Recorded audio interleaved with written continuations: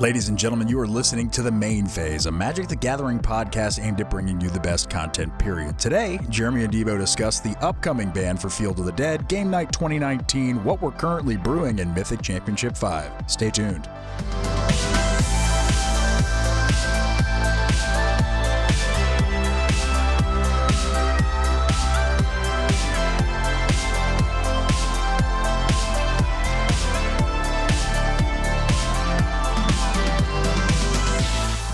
Ladies and gentlemen, you're listening to The Main Phase, Magic the Gathering podcast that always decides to play its lands in Main Phase 1. My name is Dboe. That's really a stab at me, and I don't appreciate it. My name is Dboe, and today I'm joined with my good friend and co-host, Jeremy. Hi. So, JB, we've got a lot to talk about today. We do. Most of it to kind of start off, I think, and if I can, picks up kind of where we left off last week, right? Yep. Getting back to a professionally edited podcast, super high quality audio. Yes, sorry about that, guys. So apparently, as I was editing it last week, the computer I was working on decided to corrupt one of the audio tracks. So we just went with the stream recording. I mean, honestly, it's not that bad. It's all right. We can run one in RAW. You know, I mean, Yeah.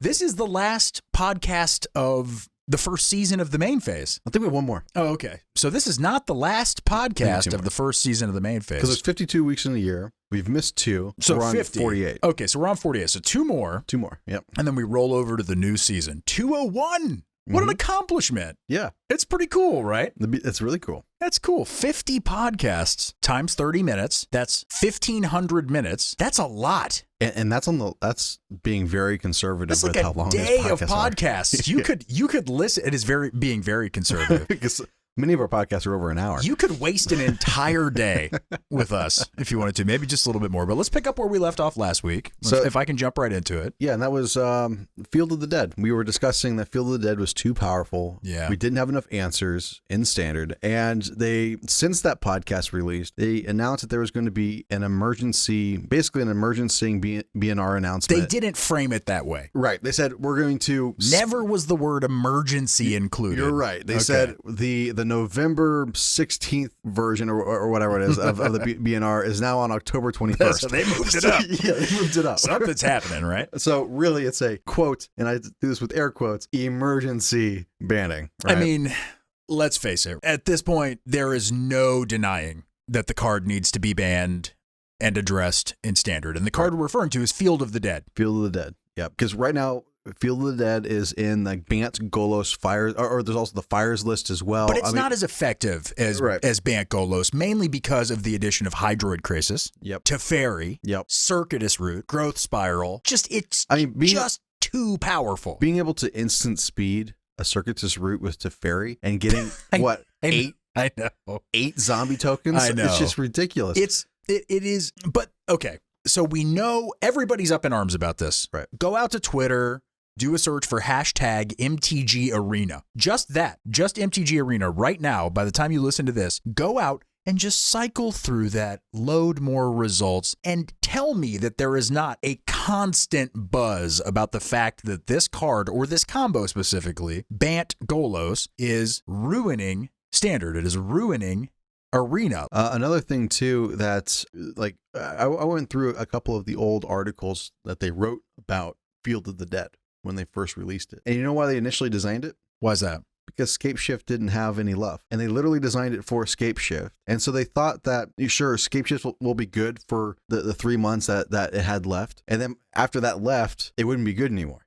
But they gave us Golos. Right. And they're taking away all the answers to it. Yeah. So of course, and we have all the gates. So of course we're gonna have a meta where you can get free 2/2s whenever you play a land. I mean, it's free creatures. Yeah. People are going to figure out a way to abuse this. Yep. Okay. The card has to be banned to fix the format. Yep. That's the position I'm in. And also Forsyth said, because some people had speculated, well, maybe it was originally supposed to be a legendary land. And Aaron, how does that change anything? Well, because then you're only getting one copy of it, a single 2/2, a single 2/2 for each land versus stacking that up. Yeah. And so people had speculated, well, maybe it was supposed to be a legendary land, and they backed that out. And Aaron Forsyth's like, no, the way it is the way it was designed. Okay. So if it was a legendary land, it'd never get used. Well, I think it would still get used. They wouldn't know. That's the whole point, is that they're trying to make make these armies. They play 2 lands in a turn. And I swear, Dboe, last night on Arena, you were there on the stream. There were times where opponents of ours, and we almost religiously don't play Golos Field. Right. We try to beat Golos Field. And that's what everybody else who doesn't want to play Golos Field is doing. And that is a cancer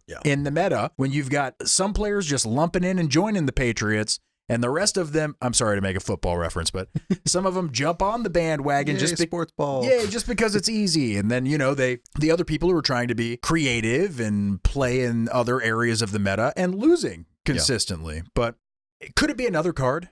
So the only other 2 that I could maybe consider being in the slot is maybe Circuitous Route, just because. No way, man. Well, because it gives you 2 lands to get you up, like 2 lands of different names to get you up to that 7. Plus late game, it becomes 4 zombies, 8 zombies just for casting that 1 spell. Yeah, but that does so much damage to Guild Summit and Gates. Yeah, no, it does. So like that would be one additional thing that they may consider.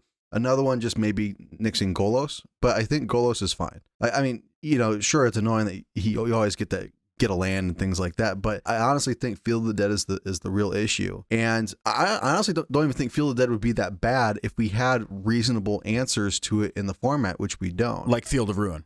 Field of Ruin. It's a reasonable answer. Yeah. Alpine Moon. Alpine Moon is the one that I would prefer. Blood Sun. Yeah, Blood Sun would be great as well. Nothing wrong with Alpine Moon. That's a great turn 1 play and a reason for people to kind of stack themselves back into red, which is weakening significantly. Yeah. It is. They I think it gets better. I think it gets better too if they were to get rid of Field of the Dead too, because red. I think red would get better. Red gets way better. Yeah. Doesn't have to worry about trying to push through a wave of the dead. Yep. You know what I mean? Is it possible that they might do something different here? And this has been a hypothetical among the community. So you were even talking about this. Yeah, and I've talked about this. Do you know where I'm going? Yeah, I know exactly where you're going. Okay. I've talked about this in relation to past bannings as well. Yeah.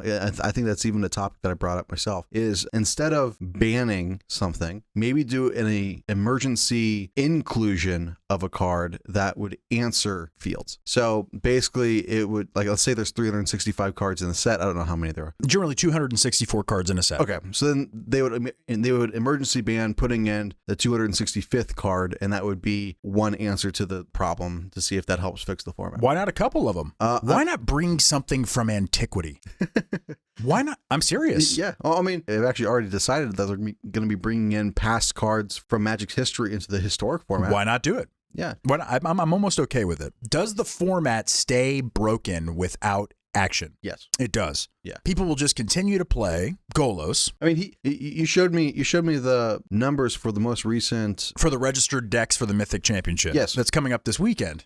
Tomorrow. You showed me that 30. I was almost 35%. It was like 33.4. 33.8%. Yeah. Of the meta is Golos. I know. Bant Golos. Bant Golos. And everything else. And another 9% on Golos Fires. Yeah. So the majority of the decks here, pro players in their challengers are playing either Bant Golos or Golos Fires. And then all the other ones are like 3%, 5% in the meta, 4% in the meta. Yeah. And then you have this staggering 9 and 34.4%, whatever 40% of the total field. Just ridiculous. Boy, man. That's going to make for some great viewing. I know, right? Boy, oh boy.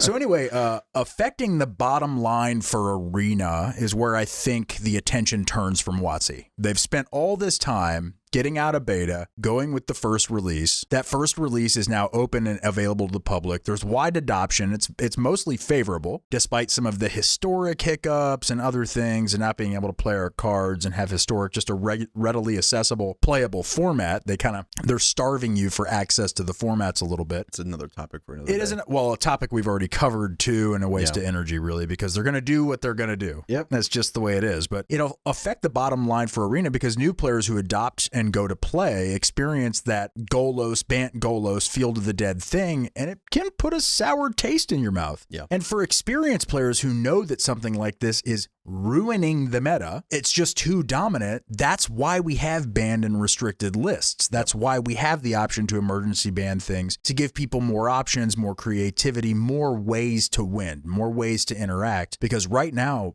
Bant Golos is an extremely oppressive deck. It's far too resilient. It's a ramp deck that plays like a mid-range control deck. Yeah. It's just too powerful. And it's almost unfair. Actually, it is pretty unfair to a lot of the newer players too that are coming in, because here they're like, oh, I heard such good things about Arena and Magic and I want to learn. And then they go and every single game or every other game they play is this one deck that just keeps trouncing them, and they don't have the resources to be able to build that deck. You know, so it's like there's a bunch of things, or they don't even understand, like, how come they keep beating me with this? I don't get What's going on? How are they putting 8? Yeah, why can't I affect this deck in any meaningful way? Right. And it kind of gives them a sour taste for Magic, and they're not going to want to play again, right? Yeah. Because they're new, they're fresh. They just want to learn how to play the game, but they get trounced every single time. And that, my friend, is backwards progress. Yeah. That's backwards progress. It's exactly the opposite of what they're trying to do, which is get more players to play their game so it translates into both the digital and the paper format. And they just got to do the right thing. Magic is a creative game. Yep. Okay? When none of your good ideas and none of your brews or your excitement of sitting down with your card or your collection in Arena make a meaningful impact and make it so that you can play games. Every deck has good matchups and bad matchups. That's why we play sideboards. But Golos, Bant Golos specifically, doesn't appear to have any bad matchups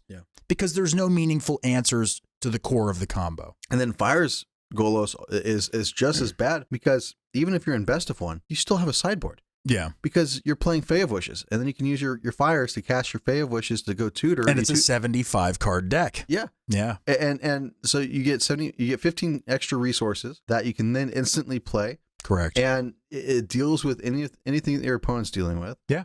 I mean, it's ridiculous. I do love Fae of Wishes and Fire of Invention. I do love that combo. Mm-hmm. It is manageable. But it's not manageable when, just as a side benefit, they're simply playing their lands, which is a normal evolution of a single game of Magic. People play lands. Yep. It's part of it, right? And you're putting zombie tokens into play at the same time. Not cool. Yeah. We do have an answer to Fires. We do. At least. There's many answers to Fires. Probably one of the best ones that actually hasn't been tapped yet is the new Lavinia. Because she strictly says if somebody were to cast something without paying mana for it, counter it. Yeah. And she comes down on turn 2. She's clearly designed to answer Fires of Invention. But nobody's ever played her. So, no. Oh well. We should. Yeah. We should sideboard her in our mono black deck. Anyway, it is backwards progress. It is. By not addressing the ban, which I believe they will. Could you imagine the firestorm that would take place from the community if that announcement that takes place on the 21st of October is not the banning of Field of the Dead? People would quit Standard. I think it would be a riot that took place. People would be like, all right, well, screw this. I'm going to go play Modern. I'm going to go play Legacy. I'm going to play a different game entirely. I'm almost at that point where, like, if that's not the announcement, I may hang up my constructed Spurs and just play some limited or drafts or whatever. And that's it, like that's it until we get a new set and maybe there's an answer. But dude, if they don't ban it, Field is with us until way out there. I'm also okay if they ban it now, but then in the next set, print several answers and several different colors to deal with it and then unban it. Yeah. Like, as long as we have answers to it, I think the card's fine, because there was Scape Shift. Sure, it was a good deck. It was great with Scape Shift. But you had a lot of answers to it. And so now we hardly have any, right? Yeah. Like the best answer is a 4-mana enchantment, Revenge of the Ravens. That to me is the best answer, because whenever they attack, it deals them a bunch of damage and you gain a bunch of life. And that trend is really catching on, by the way. So Revenge of the Ravens, it's catching on. Yeah. That people are playing it now. Blue-black variants, 4 copies of it main board, just welcoming their opponent to swing in. Right. It's real. Yeah. It's a real thing. So I think that's probably your best Standard answer to it. But that deck also plays Teferi. Yeah. And Teferi just pops it back into your hand, and you're like, all right, well, I guess I didn't have another one. I guess that's that. Yep. Yeah. And then you go to counter or you go to cast it again. They let you resolve it. Yep. But they just play another Teferi and bounce it. And it's the whole thing. Anyway, do you remember Ramanop Ruins? I do. In Hour of Devastation? So do you remember the banning of that card? That card got banned along with the Ferocidon. And was there another card that got banned with it? No, that's it. Just Rampaging 2? Ferocidon and Ramanop Ruins. So why did it get banned? Red was really good. It was 60% at times of GP Fields were playing mono red Ruins. Yeah. So people were playing that, and they were able to pair it with the colorless desert that would ping someone when it enters the battlefield. You would then play the Ramanop Ruins. And then once you had 4 mana plus the ruins, you can start tapping and sacrificing your colorless deserts to deal 2 damage. Plus you had the red deserts and a bunch of other things. So like, it was just too consistent. It was very consistent. I think, I still don't necessarily think that card was broken. I just think that, because again, you're paying 4 mana and you're sacrificing a land to deal something. So you're putting yourself back on resources. Yeah. But Red just had so many good pieces that Hazoret. Hazoret, especially Hazoret was a problem. It was a big problem. Yeah. A braid. Yep. A braid was nasty with all the vehicles. Yep. Talk about a perfectly positioned card. A braid was one of those, that was their control piece. They were running shocks, Hazoret, the Kenra, the Earthshaker Kenra. Yep. Came in as a 2/1, dealt damage. Right? It was just too good. Yeah. The deck was too good. And when you combined that with Rampaging Ferocidon, there was no way for you to get yourself away from the damage curve. Yep. And you couldn't gain life, and then every time you played a creature, you were dealt damage. Sure, they were dealt damage too, but they're dealing damage way faster to you. They didn't care. They were playing Hazoret and swinging in. Yep.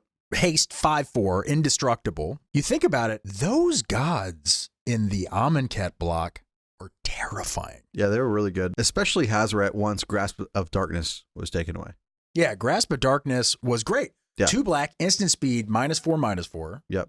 Such a good removal spell. And it was perfect for Hazoret, because Hazoret being the 5/4, right? Yep. So once that got taken away, then Hazoret was just super dominant, and basically any deck that could play it, played it. And they responded. Yeah.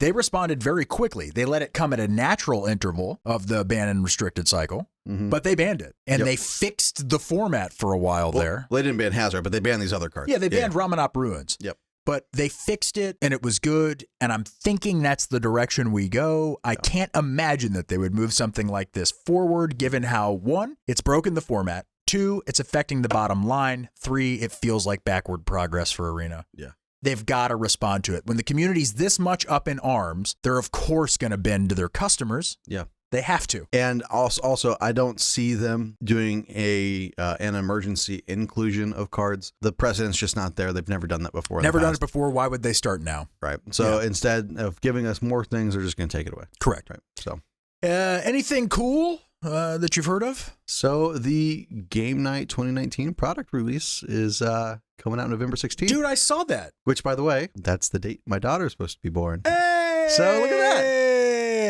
Magic in my daughter. I'll get her that and bring it to the hospital. My wife would love you. She's going to be great. Yeah, she's going to love it. Oh, I'll get it for your wife. Yeah, perfect. That'll be perfect. I'll put it in a nice wrapping paper for you and the baby. Get a nice card. Opens it up.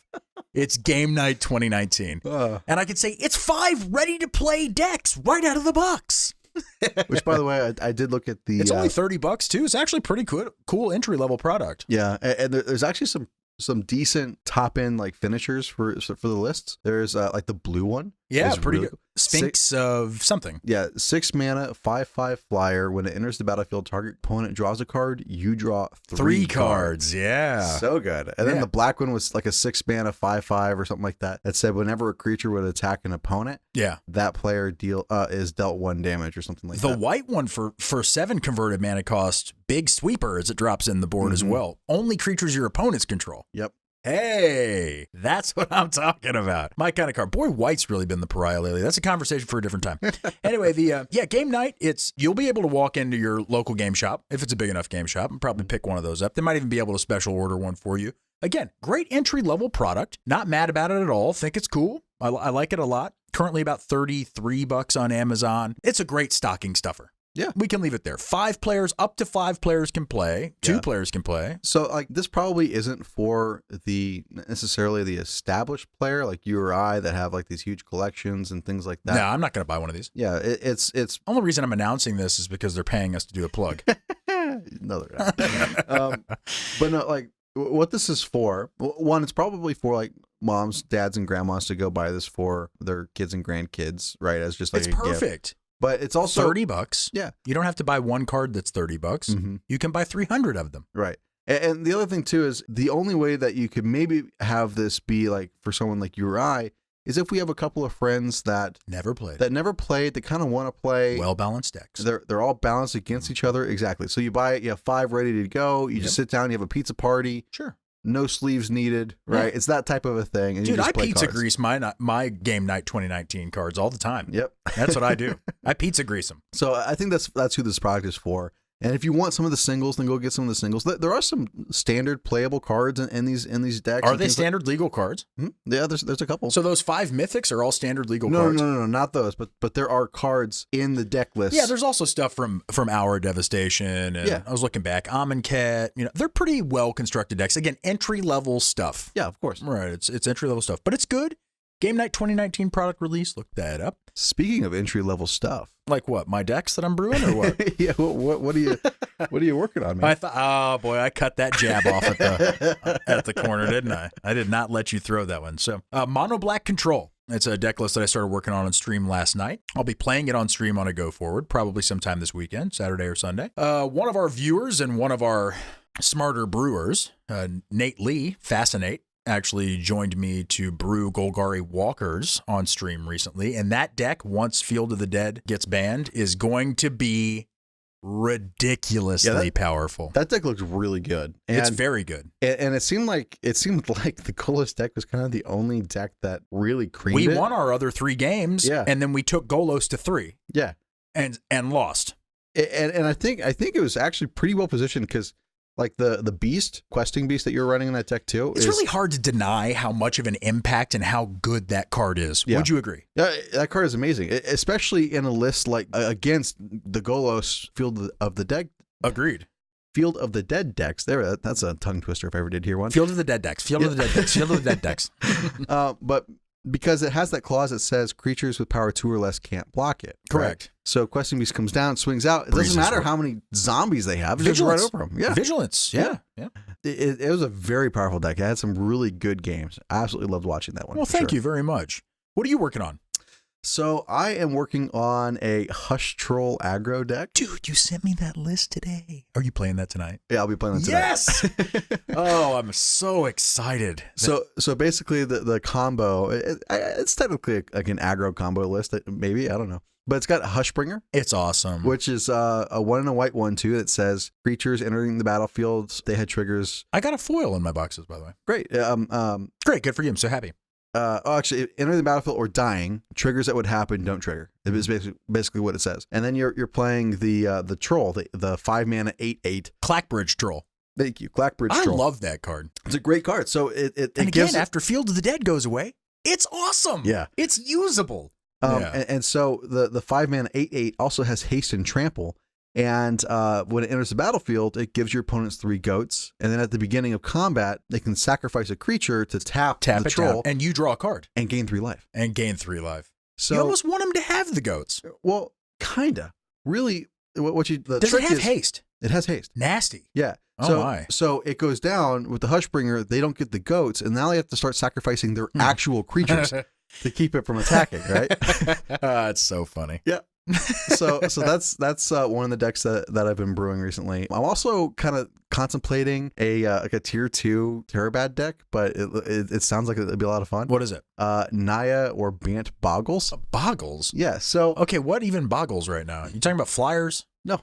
So what's got hexproof that's a boggle? We have Paradise Druid. All we have to do is give Paradise Druid Vigilance, and it is hexproof forever. And we have a 2 mana enchantment aura that gives a creature Vigilance +0 and +2. Mm-hmm.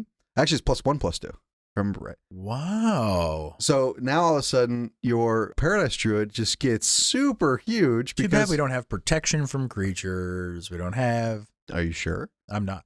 Because we have like God's Willing and things like that we can put on there if we need to, right? So like we've got a lot of once really fun declare stuff. blockers, we can't sink the damage. It would have to take place ahead of time. Well, yeah, but what I'm saying is we have ways of getting around. Like we can give it flying with wars and enchantments. We can give it menace. We can give it first strike. We can give it lifelink.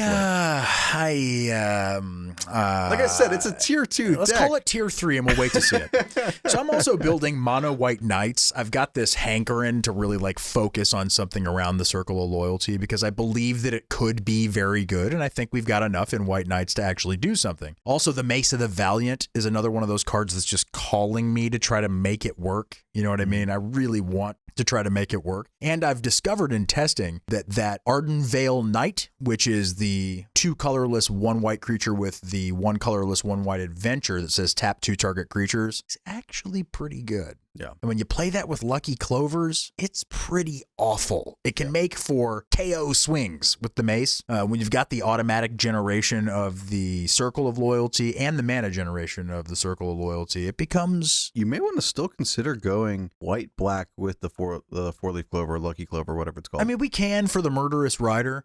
I've got a white-black Knights list that I had put together. But you also got the Smitten Swordsmith, everything like that too. Yeah, I agree. You know what? We'll try it out. I want to see if I can make mono white work because I want to be able to cast a bunch of board wipes if I have to as well. You have Gideon in that list. I've got Gideon. That's what I'm thinking of, is a big, nasty Gideon style deck. I don't know. Mono red Drakaseth with the Iron Crag feet starting to call me a little bit. Something about on turn 4 or maybe using the Ember Cat. Wait, does the Ember Cat, Chandra's Ember Cat, allow me to use that red mana for things other than Chandra spells or elemental spells? That's the reason. Okay, so maybe not, but... Yeah. We can Iron Crag feet out a Drakaseth on turn 4, which could... Turn 3. How so? So you don't... It wouldn't be mono red. You have to go red-green, but you go like... You could do even Druid, Goose, Druid, no matter what, right? But turn 3, you have 4 mana. Oh, we can get there. Yep, and then you... And there's other Gruul stuff in there that could make it really cool. Yep. As a matter of fact, if that was the whole scheme, we could bring back Rhythm of the Wild and go haste with Drakaseth and put oh man, I'll just give me Serenity, because that's what that is. You know what I'm saying? But anyway, mono red Drakaseth, what else do you got? So another one I've been contemplating recently is Happily Ever After Niv Mizzet Reborn. You would. So basically, for those of you who don't know about Happily Ever After, it's a 3 mana enchantment that it's in white that says when it enters the battlefield, each player gains 5 life and draws a card. Yeah. And then if you control... Yay! If you control one of each permanent or in your graveyard as well. So in your hand or in your graveyard, or I'm sorry, on the battlefield or in your graveyard, like basically one of each type of card. So Planeswalker, permanent, Planeswalker, land, creature, artifact, enchantment, instant, and sorcery. Sure. And then you have 5 of all 5 colors amongst the permanents you control. On the battlefield. Which Niv Mizzet does automatically. Right. Yeah. Which is the reason why I was thinking of him. You win the game on your upkeep. I'm like, Niv Mizzet seems to be born for this. Dude, right? if anybody can do this, it's you. It is you. If it's anybody that I've ever played Magic with that is going to figure this out, it's you. And I expect you to win a Grand Prix in Thailand with that deck this weekend. So you were also kind of talking a little bit about, you were saying Mardu Aristocrats. Yeah, so... That you thought that was still viable. I feel like it kind of... Well, so if you think about it, we still have Judith. We've got... She's good still. The new black creature that Ayara or whatever her name is. Ayara. And then we also have the white-black creature that says whenever a creature enters the battlefield, you drain. And then we have the other one that says whenever a creature leaves the battlefield. Cruel Celebrant. Exactly. Yeah. We have all these effects, plus we have things like the Witch's Oven. We have things like the cat that can keep coming back. The Cauldron Familiar. Exactly. So we've got a lot of really great pieces to make a Mardu Aristocrats deck, and Mayhem Devil. Yeah, and just having double and triple the effects. And Bantu for an automatic kill switch. There's actually a cheaper one. Which one? There's a 2 and a red 3/3. 2/2. Anyways, it says when it enters the battlefield, sacrifice any number of creatures. And then it puts that many +1/+1 counters on it. It's an uncommon. So instead of playing a 5 mana spell, you could play that as your kill switch. Now, Bantu also has additional value of being able to draw you cards and things like that. Yeah. Which is where I'm kind of going with it. Right. But if you're looking for just a kill switch, there's a cheaper option than Bantu. And there are options. Why not include one of each? Just to see if you can get there. And if you're in Mardu, you could also run things like Brought Back to get back some things you just sacrificed. Yeah. So you have a lot of options. You also have the Priest of Forgotten Gods as ways to just be able to sacrifice a couple of things, deal a bunch of damage. Yeah. Get some card draw. It also damages your opponent from its own activation. Plus they have to sacrifice a creature. Plus you get 2 mana to be able to cast something else as well. Exactly. It's just so good. I actually think that that's going to be more effective than you think. If that's properly tuned, the level of aggro on the attack alone is enough pressure on the life total, especially if you're including cards like Dreadhorde Butcher. Judith by herself does that. Mayhem Devil at a 4/3 with an active Judith. Plus, Mardu Aristocrats wants to be swinging in with an active Judith on the board because that's another angle right? In terms of pressuring the life total. The Corpse Knight's bad enough. Yep. And then the Cruel Celebrant to double up that effect. Any of the loss, doubling up that. It's pretty good. Yeah. That's dangerous stuff, actually. It could be, and you don't mind if you get wiped. Yeah. The board wipe's fine. You welcome that, in fact. In fact, you may be the one board wiping. That's right. That may be better placed than we think. Mm-hmm. I think a reason a deck like that doesn't perform as well as it should is because of that shall not be named that we just talked about for 20 minutes at the beginning of the podcast. But because it can't handle pushing through 16 zombies, right? Boros Token's another really good one that fits into that archetype. We've been talking about Outlaws Merriment. We've been playing a lot of Outlaws Merriment. I love that card. I actually ordered a playset, an extra playset off of Card Kingdom. I had went and picked up a playset of the card the day I picked up my boxes. I bought those as well. But I looked on Card Kingdom, and that card's 99 cents right now. Yeah, pick those up. So here's a recommendation, folks. If you got $20 and you want to invest it in something, buy 20 copies of that card. Because I guarantee you that maybe even before it rotates out of standard, that will not be its final resting. Yeah. It is a mythic card. It will become powerful in Commander. It will be... it actually could be very good in Commander. Just trust me when I tell you that Outlaws Merriment is one of those cards where if you really want to get crazy with it and you want to affect the market and you want to get value back on an investment, take $100 and invest it and just put them all in a book somewhere and sell them later. You'll thank me. I mean, keep in mind, we're going to be going to Theros really soon, which is an Enchantments Matter set. Correct. So basically flesh out all your enchantments if you can. That's correct. If they are cheap right now, purchase them. Starfield Mystic. Captive audience. Yeah. Get it. I mean, it's one of those things where the Merriment is an extremely powerful card. It's a $1 mythic. If sure, Teferi can bounce it back to your hand. Sure, that sucks, but you have other answers to things like that, right? You don't have to worry about Teferi. Even if you were able to get it down and then they decided to do something else and bounce like maybe a more impactful threat. Well, you still have the option. Enchantments Matter. Right. It's coming. You still have the chance that on your upkeep, you're going to hit a creature that can ping Teferi and kill it right away. Absolutely. Right. I mean, it's things like that just work so well with it. Another thing you can also do Mardu tokens too. Yeah, Mardu tokens is really good as well. Mm-hmm. There's a lot of black tokens. Yep. Happens. A tier 2 deck maybe for Hydras. Hey, that was my idea. Yep. I was going to do that. Oh, you don't get to do that. Oh, you can do that. That's mine. Me. Okay. What's the last one that you were thinking about doing? I don't know if this is really the last, right? Well, I mean, just on the forefront. Yeah. These decks require tuning. Most of the time, it requires at least a good 10 minutes before we start to actually play them on stream. Right. Mm-hmm. That's about the extent of the effort we put into our decks.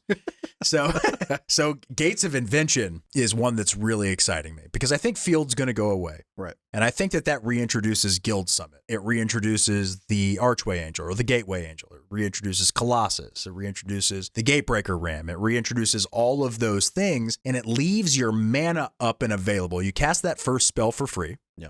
And then it leaves all of your mana and all your gates up and available for big nasty things like Expansion Explosion, like Electro Dominance, like the list goes on and on and on. Yeah. Like an XX Serpent, right? The new Stone Serpent. An X Ugin's Conjurant. It allows you to play Ugin for free. Now, does the Electro Dominance, does that cast the card on its second half, or is it put something into play?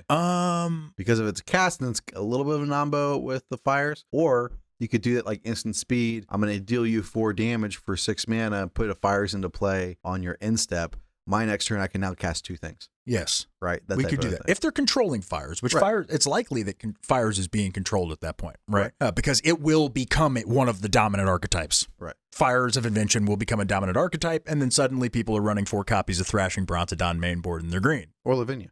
Which is just such a sweet answer and really makes Teferi even stronger and me more sad. So the other one I was thinking about was Rampage of the Clans. We really tried to do that. We tried that. But the thing is... But that was a long time ago. But the thing is we can do it in Bant. Because now we have Dance of the Mance, we have Rampage of the Clans, and we also have a bunch of those artifacts that will draw us a card for 2 mana. They become perfect sacrifice fodder for Rampage of the Clans, get instant speed 3/3s. They cycle through our decks. My dog is going crazy. but no, so like these 2-mana artifacts draw you cards. They become 3/3s. We still have the ley lines in the format as well for free enchantments onto the battlefield. We've got a lot of different things that we could be playing that all of a sudden we could just have an army of 3/3s, and now they try to deal with that, and you're like, great, I now have an army of 4/4s, and they're like, oh my god, how do I get past this, right? Dude, food. Yeah, food. Food tokens. You can go crazy food rampage of the clans. We also, I mean, technically, if you really wanted to, we still also have Smothering Tithe in the format, which produces treasure tokens whenever your opponent draws a card. Wait a second. Smothering Tithe is still in the format? Yeah, that was in one of the Ravnica sets. We can still produce treasure tokens in Standard? Yes. I think that was in the original Ravnica set. And what is wrong with us? Why are we not doing that? I don't understand. Where did Smothering Tithe go? It's still there. We can still produce treasure tokens in Standard? Yeah. Dude, Rampage of the Clans. Let's build a tier 4 list tonight. Actually, tonight I think you're going to Hush Troll Aggro, and that's going to be a really fun one to watch you play. Thanks. So Mythic Championship V is Friday, October 18th, tomorrow, being streamed, all coverage on Twitch/Magic. Li Shitian, Seth Manfield, Carlos Romao, and Ben Stark have already made day 2. Wow. Ben Stark making it into day 2, and I gotta say, sticking to the game plan and playing his Rakdos aggro decks. Okay, the man is stuck on it, but that's what was also registered, the only player to register a Rakdos aggro deck. But the other 28 competitors are going to be competing for their spots in day 2. So I wish everybody the best of luck, but I do have a soft spot in my heart for Ben Stark and Seth Manfield. I just love their deck building styles. Me too. And whenever I see their list, I'm like, oh, it's such a deck that I would love to play. Yeah, Seth Manfield always throws a couple really heavy curveballs in that your opponents aren't expecting. And then Ben Stark's he's loyal to the cause. Yep. He is an aggro player, and he plays it very well, too. There's a level of expertise that comes with watching him play aggro, the way that he paces himself. Yep. It's very difficult for an aggro player who's playing low to the ground like that to dump their hand and go hellbent and find themselves in a really bad situation. But he always effectively pressures the board and balances the level of creatures with the removal and targets his removal in a very pristine and professional way. Yeah. It comes from years of experience playing decks like that, and I can't speak highly enough of his talent. I highly recommend you guys go and look at some of his past gameplay videos. They're out there, and it's a good case study to watch because he's won major tournaments with aggro lists. If you want to learn how to play low to the ground aggro decks, and you really would like an effective, philosophical, accurate mathematical walkthrough of the style and why he's playing things at certain cadence, he is very good about talking through his decisions and what he's doing as he's playing that. Also, as a draft and limited player, he is top-notch, unbelievably top-notch. Breaks down any set to the best possible cards, the styles of curves that you should be doing. I recommend going and checking his content. Seth Manfield also regularly streams, and it's always a pleasure to see that as well. So 32 of the most blessed players in our beloved game will gather on a digital arena to battle it out for $750,000 in total prize money. I don't care. That's an obscene amount of money to be given away in 2 days. Yep. Okay. Kudos to WotC for finally putting their money where their mouth is and wanting. I'm serious. To wanting to I just love that it's a literal thing in this case. Yeah. To wanting to have this game be competitive in the esports arena. It is now. People want to play competitively. They've done it because of this. I mean, more people want to be playing competitively because of this high prize value that they've given to these major tournaments. Before it was maybe $10,000, $15,000 for a GP win or something like that. It still is. But they haven't really had something like this amount of prize money in a long time. It's a crazy amount of money. Yeah. It is depressing to see those statistics that we discussed earlier with nearly 40% of the professional pool bringing Bant, Golos, and Golos Fires, which means if we were to ask the question, have the pros developed a solution to Field of the Dead, that we, the millions of Magic players who all have capable brains, discovered a solution? Have they done it? Have the pros answered Field? The answer is more Field, right? Like that's if you can't beat them, join them. Join them. Yep. And that's what it is. And so you're going to see a lot of mirrors. Maybe there's answers in the mirrors. Likely not. It's very unlikely that there is going to be some, oh my God, Field of the Dead is ruined. It's ruined. It's not going to happen. Okay. The best answer is still probably the enchantment you discussed earlier. Revenge of Ravens. Revenge of Ravens, but nobody's going to be playing a playset of a 4-drop black enchantment in a pro format. And in the Mythic Championship V, that's not happening. Is it great to troll your Golos Field opponents on Arena? Absolutely. Yeah. It just makes me very sad that we don't have Cabal Stronghold to be able to do that more regularly or have access to more black mana. Is it fun? Absolutely. So ending there with Mythic Championship V, the question that I want all of you to ruminate on is one that Dboe and I were discussing before the podcast even started. And it'll probably be our topic for next week. And it's going to be our topic for next week because by then we're going to have the announcement. Yep. We will have known what took place and we will discuss what took place with that being our announcement. But the main focus is not only the decks that fit into what we're going to discuss, but here's the question to ponder till next week, folks. Is Oko too powerful? And we'll have to wait until next week. You consider until then. In the meantime, go out to @LandSago1 on Twitter. Give us a follow there. You can follow Facebook, LandSago. You can follow us in the sideboard and join in for conversations with us. It's an open group on Facebook. Go to www.landsago.com. And of course, join us on twitch.tv/LandSago. Saturday, Sunday, Monday, Tuesday, and Wednesday. We take Thursday and Friday off for a little bit of peace of mind, but God, do we miss you while we're gone. Before we go, we do also have a Discord server now. So do check back at that twitch.tv/LandSago. We do have a link there that you can click to get invited to our Discord server. So that way, if you want to be able to communicate with us more readily than you can in these other formats, we'll be there as well. All right. And that's it. This is Jeremy. This is Dboe. And we can't do this without you.